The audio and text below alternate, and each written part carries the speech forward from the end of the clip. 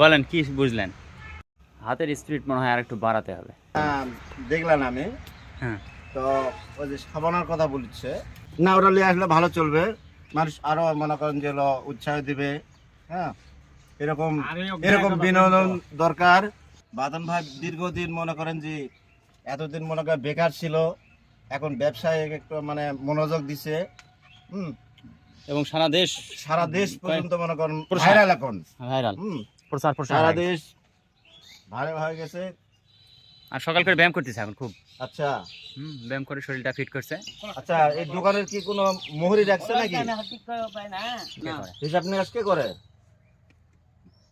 যারা খায় তারা হিসাব করে দিয়ে চলে যায়। তাই নাকি?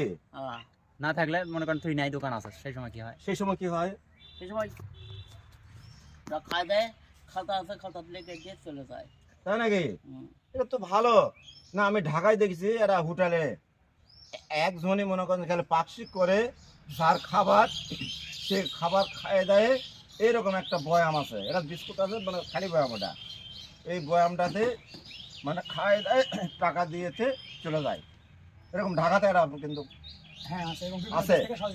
হ্যাঁ, তে এইরকমই মনে করেন যে হলো আমার বাতেন ভাইয়ের দোকানে ওরকম হয়ে গেছে।